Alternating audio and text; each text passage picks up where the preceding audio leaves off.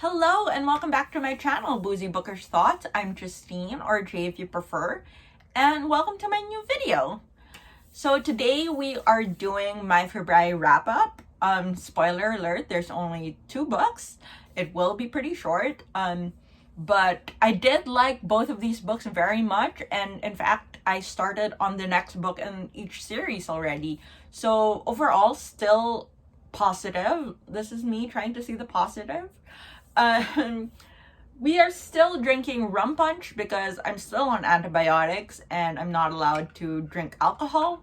So just bear with me while I sort out my health problems. Physical health problems for once, not mental health problems. I'm always honest if I always have to make this distinction. I'm always honest if I'm dealing with, like, if I'm not drinking because of mental health issues or not drinking because of physical health issues. But I know it's been a while since I've had actual wine on this show, and I'm sorry. Anyway, Virgin Rum Punch. But let's go straight into the wrap-up. So the first book that I read, or the first book I finished, was Anne McCaffrey's Dragonflight. I have my notes here, if you'll excuse me. So this is the first in the Dragon Riders of Bern series. Now, the premise of the book, like the introduction of the book, technically makes this sci-fi, and there's even a couple of references to it being sci-fi littered throughout the book. But that's sort of just like an overarching theme, like something that we as a reader know, but that the characters themselves aren't aware of, and that it's a very interesting thing because they kind of they use the sci-fi to ground it in our reality, but it's obviously a fantasy book. In every other aspect, it's a fantasy book. If you completely ignore the introduction, you could read this as straight up fantasy, but technically it's sci-fi. And I found that very interesting. This is not often a plot device that I hear of or find. So I found it interesting. I had this misconception about this book being really long. I think it's because there were no chapters and there were just like 4 long sections of the book. And so I had this misconception that it was a really long book, and that led to me being really intimidated by it and kind of avoiding it for a while. Because I was like, oh gosh, I'm gonna have to get through it. It's gonna be so hard. Basically, I just got really ADHD and autistic about it and decided it was hard and didn't want to do it, but turns out it was really easy. In fact, it was very short. It was less than 250 pages, and the writing made it very engaging and easy to follow, and overall I ended up giving it 10 out of 10 in terms of enjoyment. I really liked it. In my review, I tend to focus on the relationship between the 2 main characters because they are really kind of the driving force of the plot. The 2 of them and their relationship with each other are kind of the driving force of the plot.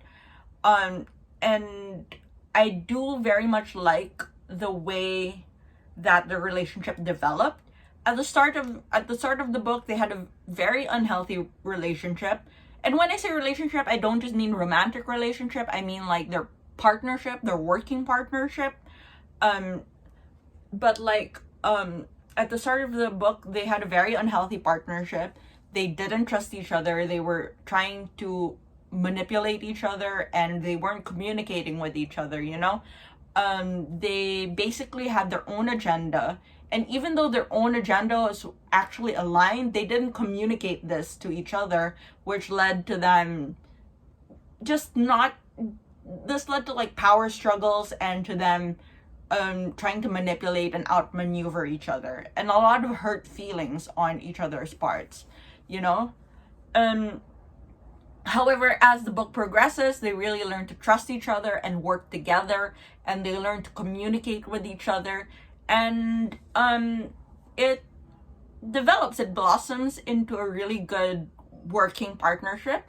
And of course, romance. They become very attracted to each other, and they build a very healthy romantic relationship.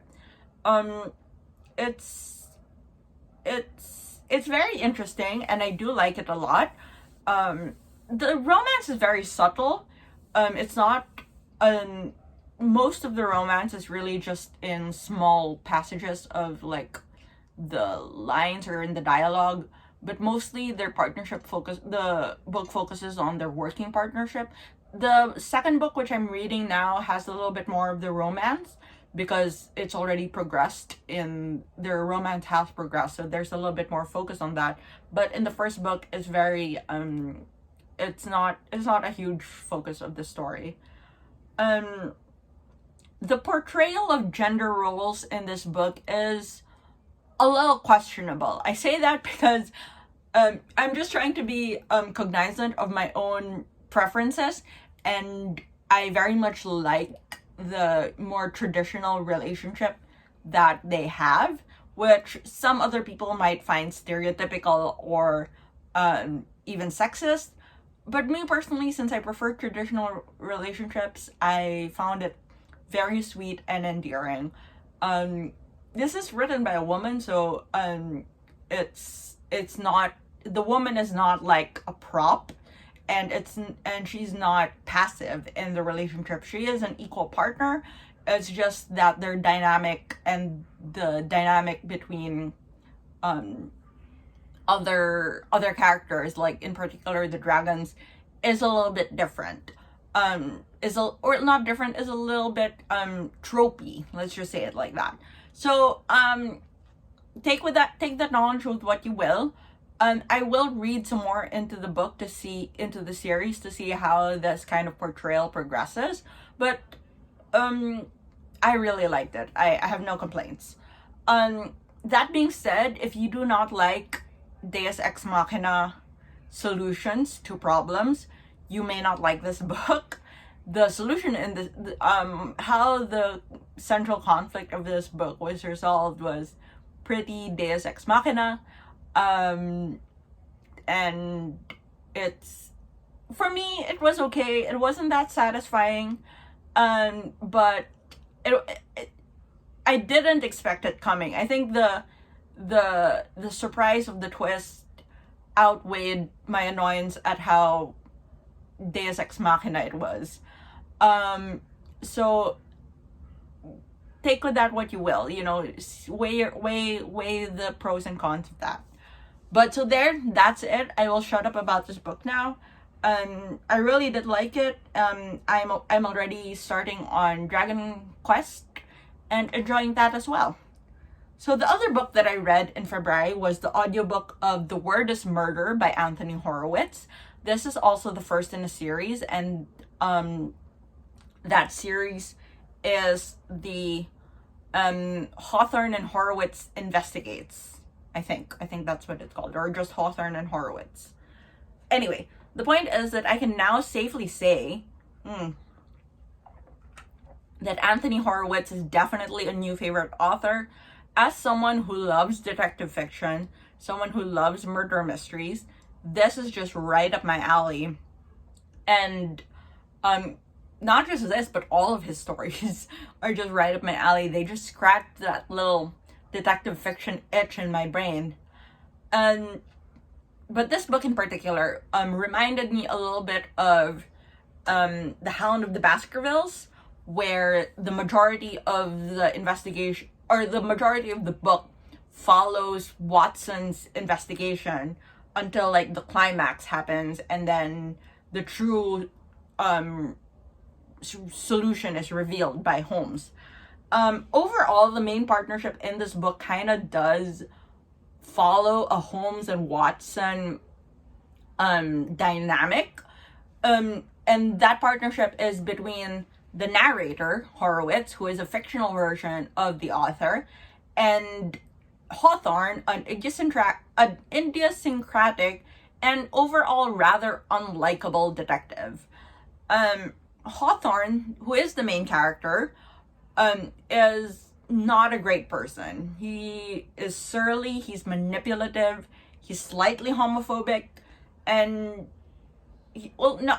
I should take that back. It's not that he's not a great character, he's not a great person.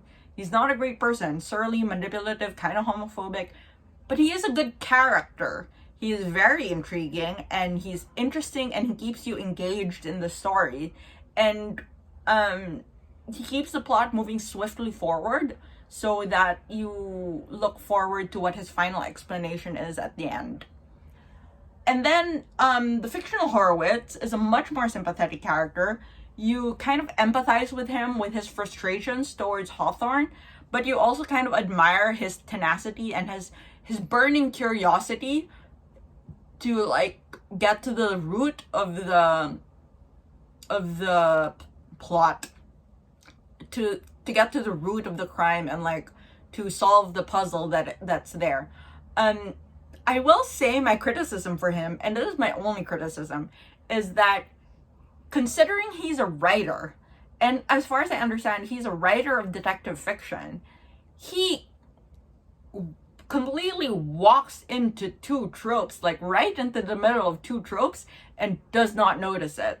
Like, he notices it much later on, by the time it's too late to do anything about it. But I'm like, you would think an author of detective fiction would be cognizant of the tropes of detective fiction. And once he finds himself in a detective fiction story, or in like a scenario which is like a detective story, he would be more cognizant of this. But I suppose that kind of makes him more meta than the universe that he's in allows. It's just really funny that like he walks into these two tropes and it's just like, oh, how did that happen? And you're gonna like, every basic detective story would have expected this. But anyway, that's like my only criticism for him. The mystery itself was very satisfying. There was a very obvious solution, which I thought was going to be like the resolution, but it was quickly called out and dismissed as a red herring. And the final solution for at least part of it was very satisfying. The motive of the crime was ultimately a little meh, a little undercooked, you know? But it was still good. I still enjoyed it.